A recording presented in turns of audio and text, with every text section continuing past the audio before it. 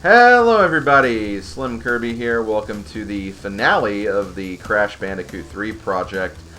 We only have one more level to go, and that level is right here, Future Tense. This is basically much like Stormy Ascent in Crash Bandicoot 1. This was a level that was not in the original game. It's a lot harder than all of the other levels in the game, and I don't know the exact reason for why it wasn't included. I think it was just kind of like a concept that wasn't like entirely fleshed out for the game, and again, like, it had a perfect 30 levels, so having 31 levels would have been kind of weird, I guess. But yeah, in the Sane Trilogy, it did actually offer players the ability to play these levels. So for Crash 1, we got to play Stormy Ascent, and we did that in the Crash 1 playthrough, and now we're going to do the same for Future Tense here. Like I said, Future Tense is a pretty hard level. I'd honestly say it's probably the hardest level in the game. I'm still probably not going to have as many issues as I did with Midnight Run for some weird reason, but I'm looking forward to checking it out. So let's go ahead and jump right into Future Tense. And yeah, I know that I'm supposed to change back to Crash, but you know what? This is the final video, and let's let Coco do it. Really, the Insane Trilogy is Coco's game anyway, so it makes sense for her to get to experience this. But yeah, 145 boxes. We have a lot of boxes to get in this one. So let's hope we can find them all. And yeah, as you can see, the platforming is already a bit more advanced than you'd expect.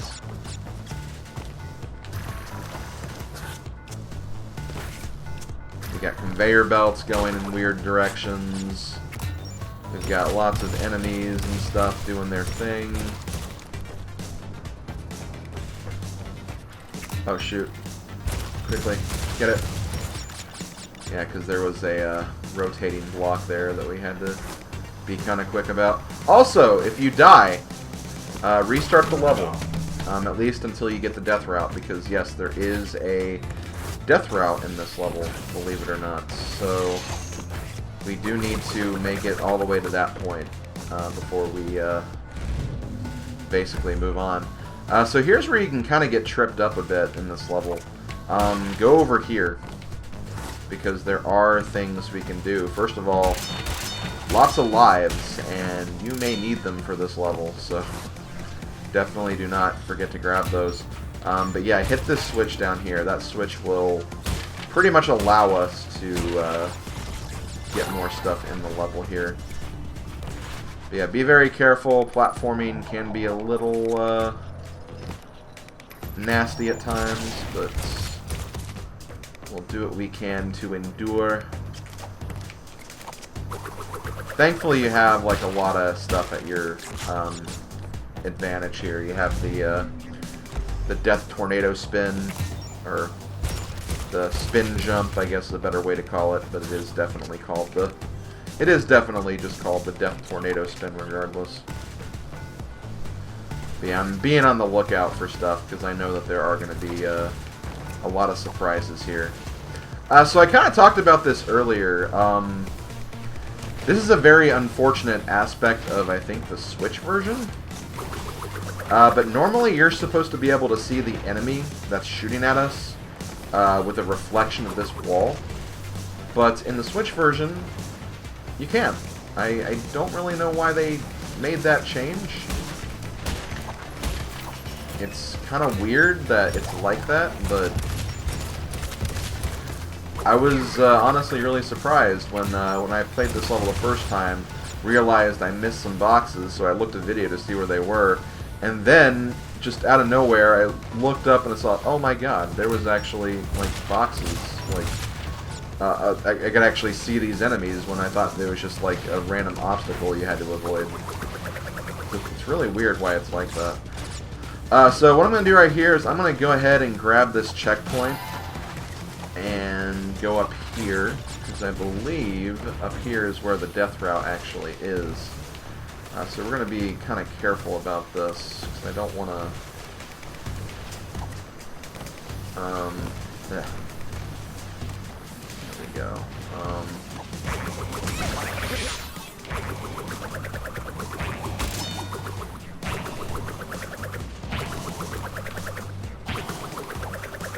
Okay, I think you're supposed to shoot the TNT before you get there, so that was kind of my bad. So I just have to be careful for this part. Get rid of you, because you're annoying.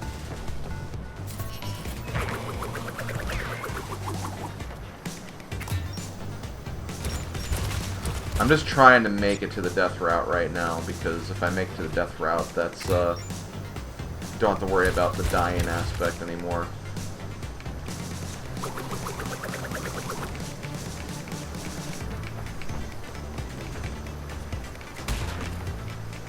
Crap.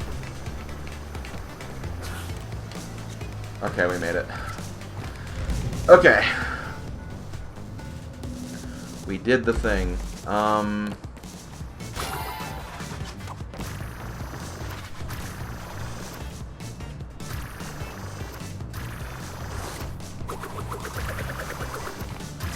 Ah, damn it.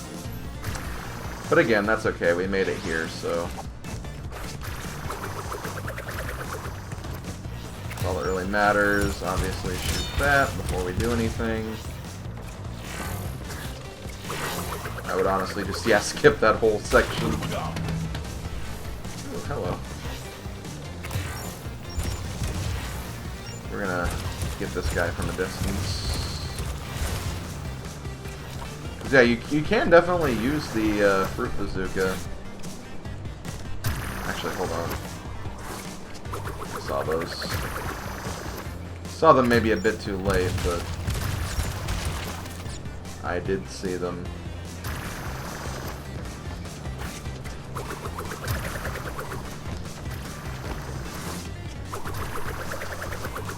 It is really nice that you can just spin through all of those, though, admittedly. Okay, so here's this part. This part can be kind of brutal. As you can see, there are TNT boxes in between each of these platforms. And there's also this guy down here. I really hate this guy, so I'm kind of hoping we can maybe skip him if possible. You can use the bazooka, obviously, but I believe he gets up after a bit anyway, so you can't really depend on that.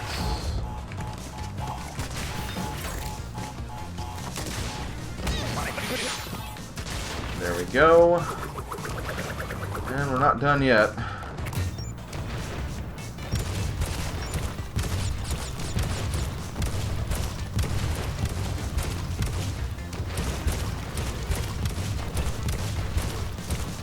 Looks like that guy doesn't stop, so I'm gonna have to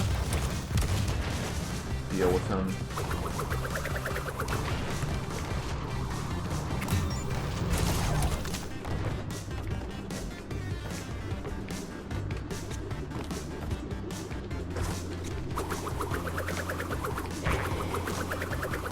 Damn it!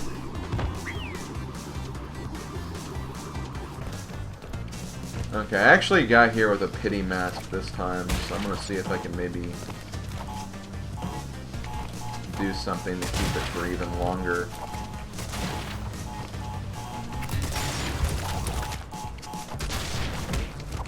Hello. That was pretty sweet. Okay, so we're doing pretty good now. Done here. Let's go ahead and maybe get a few other things out of the way. With those enemies out of the way, we can kind of skip some of this bull crap. Okay, good. We made it. Here's the gem. Well, the death route gem, anyway. Obviously, there's another gem for all the boxes and everything, but that's something we'll deal with as we get to it. So we're back out of here now, which is great.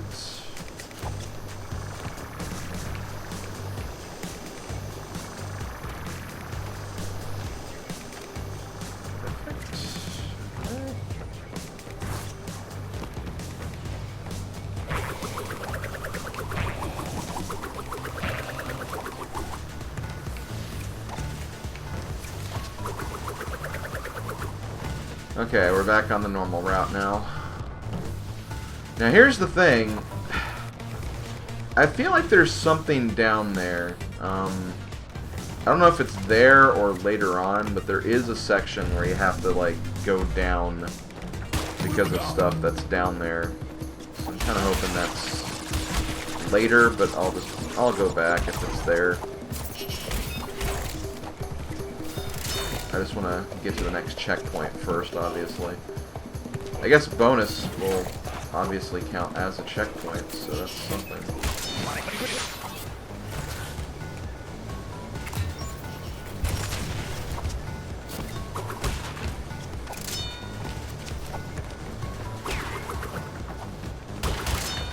More lives.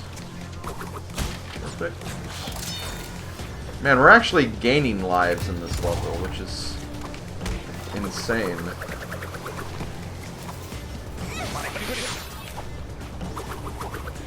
Okay. So let's go ahead and do the bonus now.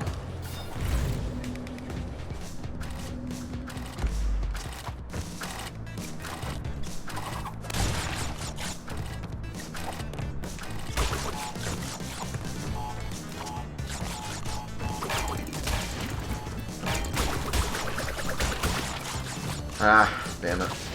Okay, so you have to be very clever with this one right here, because there's kind of a timer associated with this one.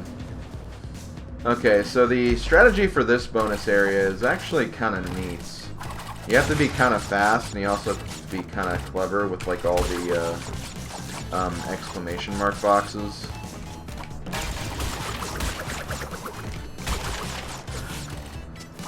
Yeah, there's definitely timers associated with a lot of them. So, there we go. Blow these up.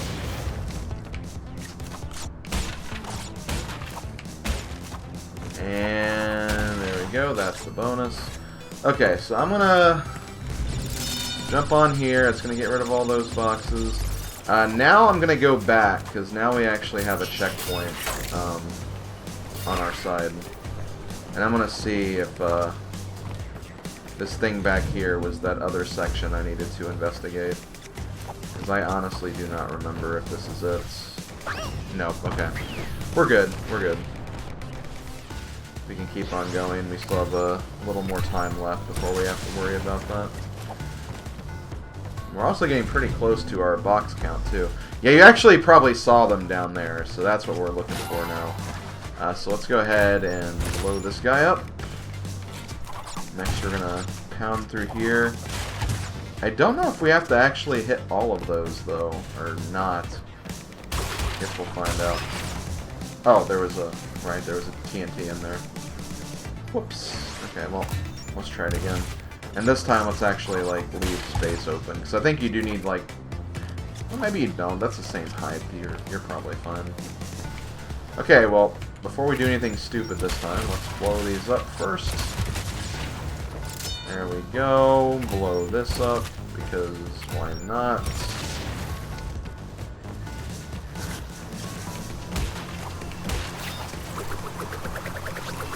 Bounce. Hit that. That'll be our... Damn it. And, like, I knew that was going to happen, too, but... Bonk. Bonk.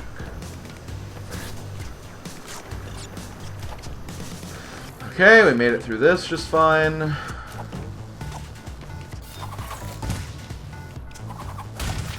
We have 4 more boxes left. 3 more boxes left.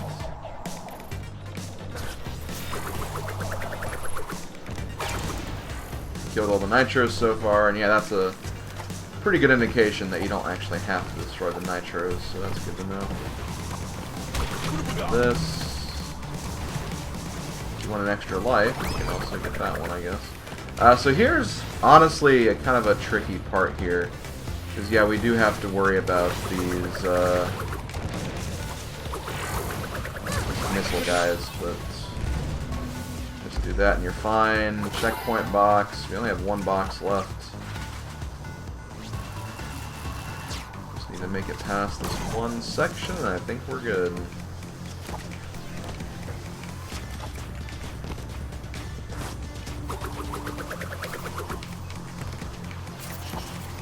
Hold on, hold on.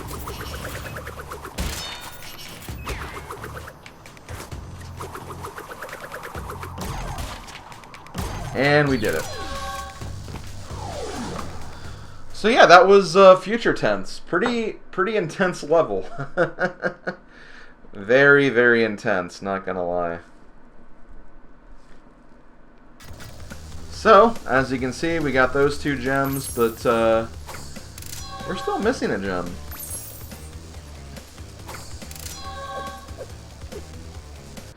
We're still missing 1 gem, and we're still missing 1 relic. Well, we know where the relic is, so let's go ahead and focus on that first. So, Future Tense, 1:15 is the time you need, and it's a pretty hard time. So in my opinion, the biggest thing you need for this level is patience. Patience is a very big thing you need. I wouldn't even say this level is that hard, if I'm being honest. I mean, it's definitely hard, like in a normal playthrough, because you have to get like all the boxes and everything. But since you're going for the relic, you're actually skipping like quite a number of that stuff anyway. So because of that, I actually think this level is not as bad to do the relic for than it is like just normally. Which honestly, that can be the case, because again, a lot of what I think makes Crash Bandicoot hard is just like, you know, all the precision platforming and stuff of that nature. And in this, you can actually skip over quite a bit of it if you're clever and inventive with how you use your movements and everything.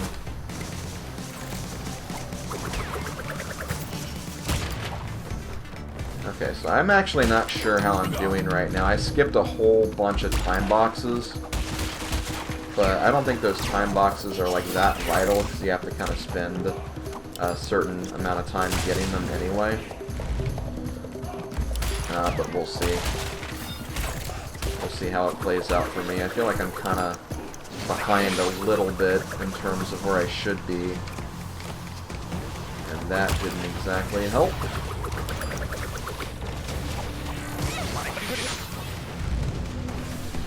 Okay, here's...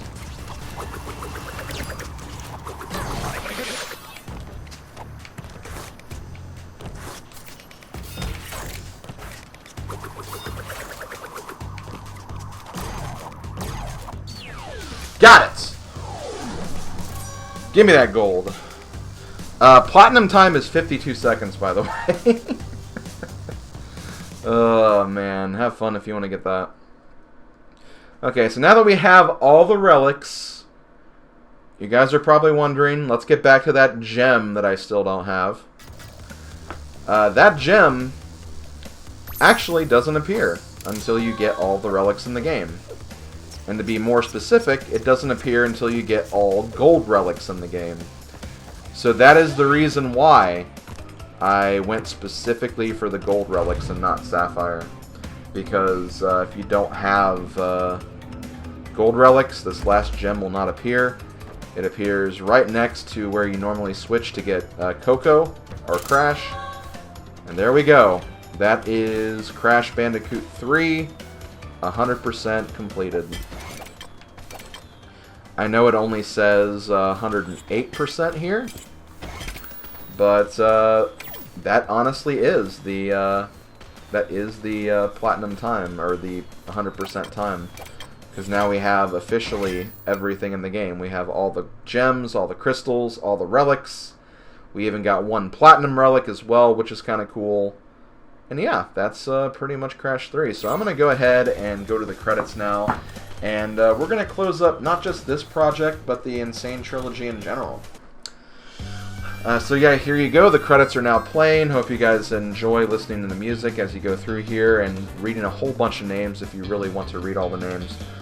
So yeah, Crash Bandicoot 3, I'll talk about this game first. Like I said before, this is the game that I spent the least amount of time on growing up because, one, I never owned a PlayStation, first of all, and whenever I went to my friend's house to play this game, or my neighbor's house, rather, they didn't have Crash 3, so I didn't really have a lot of experience with this one. I think, actually, looking back on it now, I do think this is probably the best of the 3 games. Just because, like, I think it's, like, the least BS in terms of getting everything, and it also introduced the time trial feature, which I think is really, really cool. And I think it really kind of expanded Crash Bandicoot more than just a platformer series, but also is kind of like a speedrun series as well, because you could compare times with your friends for individual levels, or even the whole game if you just wanted to do the normal like speedrunning thing. It did introduce a lot of like gimmick levels, which kind of took away from the traditional Crash formula, which I do love the Crash formula, and the levels that use the Crash formula are really, really good. If anything, I wish there were kind of less gimmick levels, if I'm being perfectly honest, but I do think in the grand scheme of things they are pretty harmless. Some of them are actually pretty fun. The jet ski levels, definitely some of my favorites. Swimming levels weren't bad, the car levels weren't bad, plane levels were okay. Not a fan of the tiger levels, but that's another story entirely, and that's a problem with every single Crash game, so... yeah, not crazy about those, but Crash 3 is really cool. I definitely really enjoyed playing this, and I think now that I've played through all 3 Crash games, pretty much 3 times now, you know, the originals once, my practice playthroughs for this once, and then the actual Let's Play, I do think Crash 3 is probably my favorite, just because, again, I think it offers the most, and it's a pretty fun game just to play through. But, you know, special shout-outs to Crash 2, because it definitely perfected a lot of stuff that made Crash 1 kind of annoying. And special shout-outs to Crash 1 on the Insane Trilogy for being a much better game than its original counterpart. So with that, I'm going to go ahead and move on to the actual Insane Trilogy as a whole, because we are done with the entire Insane Trilogy. I've played through all 3 Crash games. Had a blast. Honestly, I think this is like a really, really great collection. It improves the first game dramatically. It doesn't do much with Crash 2 or Crash 3, but it didn't really have to, because Crash 2 and Crash 3 were infinitely better than Crash 1. And it was honestly a case where, like, I never really wanted to play Crash 1, like, ever again after I 100%ed it, just because of how brutal it was. But with the Insane Trilogy, it made Crash 1 a whole lot better. It made it a lot more fun, it made it more interesting to play, and overall just made it a much better game. Crash 2 and 3, again, nothing really changed much. I know there's a lot of people out there who dislike how they changed the controls, and maybe not really the controls, but just kind of the general, like, feel of Crash as you're playing through the game for a lot of the games, because obviously, like, PlayStation 1 mechanics versus current-gen mechanics, obviously it'll be different. There's also, obviously, a lot of hitbox issues as well. But I don't think it's really that bad, if I'm being perfectly honest. It's definitely something you have to get used to if you played a lot of the original games, but if you didn't play them as much as like I did, you definitely get a lot of value out of this collection. And I think it's a very fair price for this collection as well. I think I got it for like 40 bucks, and when you consider the fact that a full retail game is like 60 bucks, I think it's a very good deal, because you're getting a remake of 3, honestly not really even that small of games, and with the added time trials in Crash 1 and Crash 2, and the online leaderboard functionality of the versions that aren't on Switch, you get a lot of mileage out of this game, and I think it's really cool how Vicarious Visions actually brought this game to light, because it's a really good deal. I'm looking forward to trying out the Spyro Reignited trilogy at some point, which I have been getting a lot of questions from people. Will I do that game? I will, actually. I do have the game, and I will definitely check it out. I do need to play through the games, obviously, first. But I will definitely tackle the Reignited trilogy at some point. But that's not the next kind of PlayStation mascot game I'm doing, because not too long ago, Crash Bandicoot wasn't exactly finished. They actually made another remake of another Crash game, and that game is none other than Crash Team Racing. And I will be doing a playthrough of that first before I do any more Crash games, and also before I even do any of the Spyro games for the Reignited trilogy. So the next game I'm going to be doing in the Crash series is Crash Team Racing Nitro Fueled, or whatever the game is called. It's the remake of Crash Team Racing that came out recently. I do have that, and I do have plans to play that as well. So I'm not going to tell you guys when that's going to be, because obviously there's lots of other playthroughs I have to get through as well. But definitely see that as a future weekend project or something. And I look forward to playing that, because I actually rented Crash Team Racing when I got a PS2 a long time ago, and I had a lot of fun with it, but I never actually got the game. And then once again, much like the original trilogy, I also found it at a convention, retail store, or not retail store, but a vendor store, you know what I mean, and got it. But then they announced the remake, so I got that too. But I will be playing the remake specifically, so look forward to that. I'm very interested to play that game. Apparently it's also got extra content, more characters as well, so it should be a fun game to play through, and I hope you guys are looking forward to it. But yeah, Crash and Sane Trilogy, I definitely recommend it if you were ever wanting to get into the Crash series. It's a great representation of the original 3 games. It's a lot of fun. Definitely has quite a bit of replay value too, so it's definitely worth checking out. But this has been SlimKirby. Thank you for watching, everybody. I think I covered everything. I know there's the subject of fake Crash, so I'll probably include some images of that as well, just to kind of show you guys where fake Crash is hiding in this game. But yeah, that's going to be it. Thanks for watching, everybody. I will see you guys later. Later, folks.